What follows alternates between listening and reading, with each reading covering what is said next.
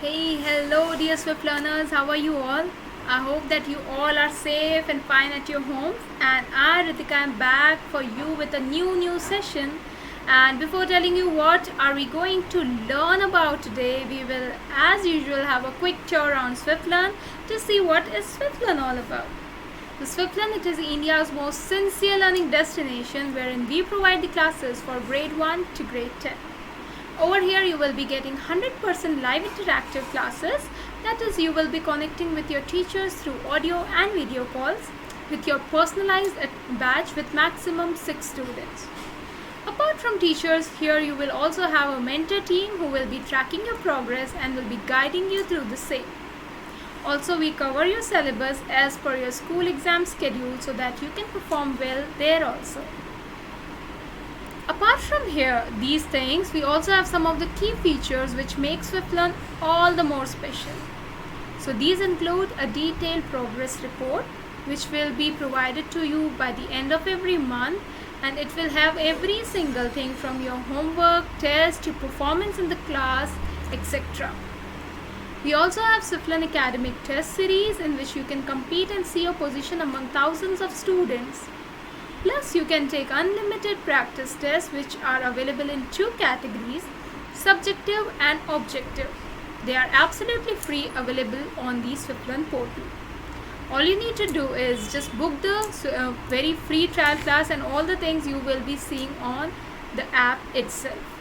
So just download the Swiflearn app and book your very free trial class. And also please subscribe to the channel of Swiflearn and press the bell icon so that you do not miss out on update of Swiflearn. Alright, so revealing our today's lesson, we are going to study about air and atmosphere. It is our very first session, so stay tuned so that you do not miss out on anything over here. So today we will be learning about air, the composition, and what is meant by atmosphere. Now if I talk about air, very easy question, what is air? Air is all around us, right? So, okay, and we do not think much about air because it is everywhere around us, right? Now if I talk about space, we don't have air in the space, and if we suddenly are in the middle of the space, and if we don't have space suit, at that point of time we will be getting aware that how important air is for our survival. So air, it is one of the most important thing which enables us to breathe, to live freely. How to define air? So very simple definition that we can give of air, it is a mixture of gases. So there are various things that are combined, various gases, dust particles, etc. They combine to form what is known as air. Composition. Now talking about the composition of air, the nitrogen and oxygen, they are most abundantly found in nature. So nitrogen, it comprises approximately of 78%.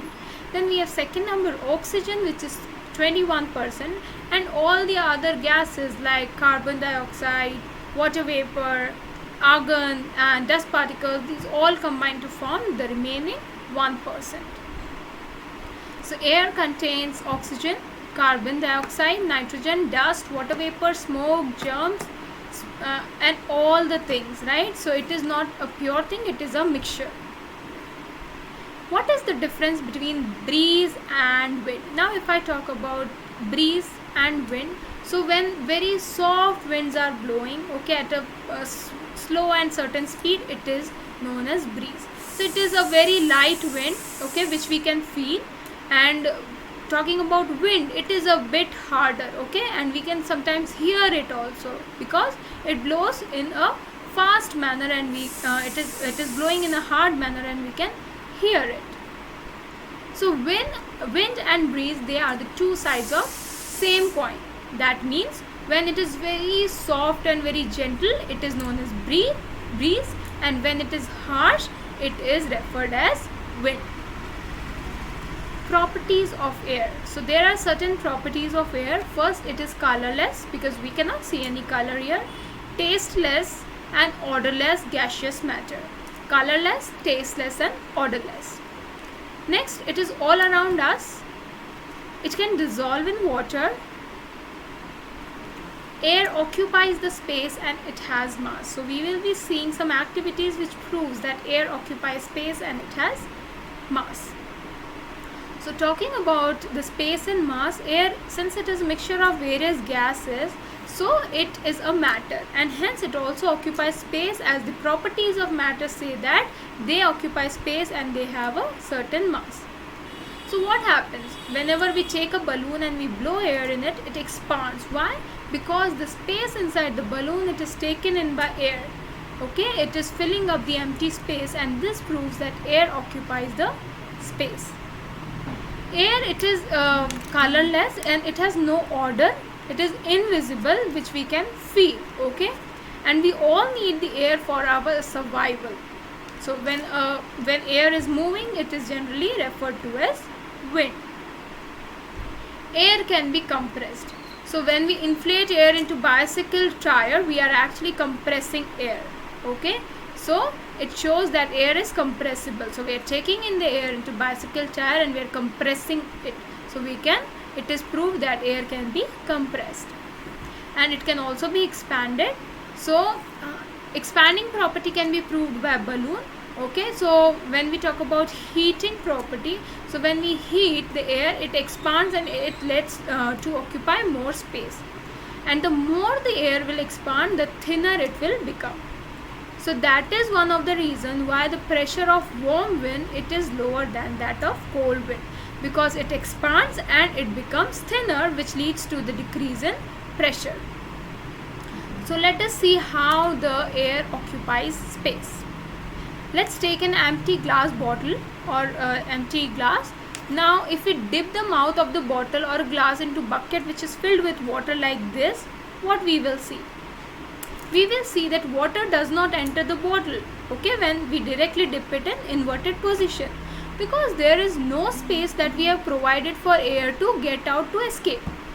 Okay, this proves that the air occupies space because water cannot enter it, already the space is covered by air. Okay, and when we tilt it, the air escapes and water is entering the glass or bottle. Now components of air. What are the major components of air? We saw nitrogen, oxygen, and then various other gases. So it is not constant, it changes from place to place. So in polluted area, if I talk about the carbon dioxide and the various smoke emissions, they will contain a higher percentage. Okay, so talking about some of the fixed composition, it is nitrogen, which comprises almost 78%, oxygen 21%, and other gases in which carbon dioxide, argon, dust particles, carbon dioxide, then we have water vapors, etc. They are 1%. Talking about the gases now, carbon dioxide, it is first of all produced due to respiration by plants and animals and also by burning the fuel. It is almost 0.038% of the Earth's atmosphere, and its occupancy keeps on changing from one place to another depending on the kind of area we are in. Oxygen. So oxygen is the very important gas which is very necessary for our survival. So whenever we try to burn anything in absence of air, it doesn't burn. Why? Because air contains something which supports combustion, and that gas is oxygen. So oxygen, it is one of the major component. It comprises almost 21%, which is very essential for living survival. Then it is nitrogen. So whenever we blow over a burning candle, it is extinguished, right? So that means the air also contains some incombustible gas which doesn't support combustion, and that is nitrogen. It comprises of almost 78% of Earth's atmosphere, and it is the most abundant gas which is present on our planet. Now water vapor, if we talk about the water which is present in oceans and rivers and the water cycles, what happens here? The water evaporates into the atmosphere. Okay, so that is also contained in the air. So it occupies very less percentage of the Earth's atmosphere, but it is still present in there. And smoke and dust particles, they are present due to burning of the fuels, due to the vehicles, due to the factory emissions, Okay, so it is a mixture of various gases and is harmful, obviously. Dust particles are also present in our atmosphere. When we see a bright ray coming of light from a dark room, okay, so they occupy less than 1%, but they are still very harmful. Now talking about the atmosphere. So what happens, our earth, it is covered by a protective layer of like a blanket, okay, which protects us, and it is known as atmosphere. So atmosphere, it is actually a protective layer which protects or which safeguards the earth from the harsh condition of the outer solar system. So why? Because air is a poor conductor of heat. So what happens, during the day it prevents sudden increase of temperature, okay, and it just prevents the heat to escape to the outer space during the night. So during the daytime, the atmosphere protects us from very high heat, and during the night time, the atmosphere protects us from very low heat or very cold temperature. So it keeps the temperature average, and that is how it protects us. What are the functions of atmosphere? First is, it protects the earth from harmful rays of the sun, ultraviolet rays. Then it helps in escaping the heat from the earth. Okay, next we have importance of atmosphere. So first importance, it is forming a protective layer. So the earth atmosphere protects the inhabitants by absorbing the harmful solar rays, and it maintains a kind of constant temperature so that we are feeling comfortable. Then it just wards off, it just kicks away all the dangers of the space, and therefore life is possible on the earth. So it is very important thing which helps in climatic control, and this is how we are able to live on the earth. Okay, so let's see what we have learned today. What is breeze? Breeze is a very gentle moving air which is very calm and soothing. What is atmosphere? It is a kind of protective layer which protects us from the harmful radiations of the solar system. Give the properties of air. Air is odourless, tasteless, colourless, and in the air we have major nitrogen composition, 78, 21 oxygen, and we have other 1% of various other gases, that is carbon dioxide, argon, dust particles, smoke, etc. Which gas is more in amount in air, and state the use of that component. So nitrogen, it is the most abundant gas present in the air, which is 78%. And nitrogen, it is used in various things such as food preservation, in industrial use, as aircraft fuel, etc. And discuss the function of atmosphere. So it protects us from the harmful ultraviolet rays of the sun. Then it protects us by maintaining a constant temperature on the earth so that it doesn't get too hot during the day or too cold during the night time. So let's do an activity. Track the correct options for composition of air. So nitrogen, it is 78, oxygen, it is 21, and the other gases comprise of 1%. Which gas is helpful for burning? So oxygen supports the combustion.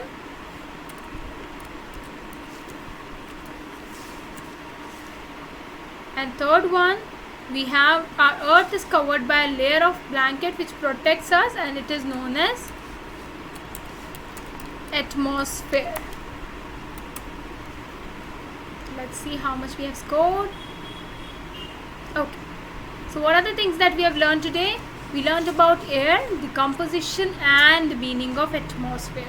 I hope that you might have got everything that we have learned. It was very easy and very quick chapter. We will be learning a bit more about the atmosphere in our upcoming classes, so don't you miss it, and also book your free trial class on Swiflearn. Thank you so much. Let us meet in our next session.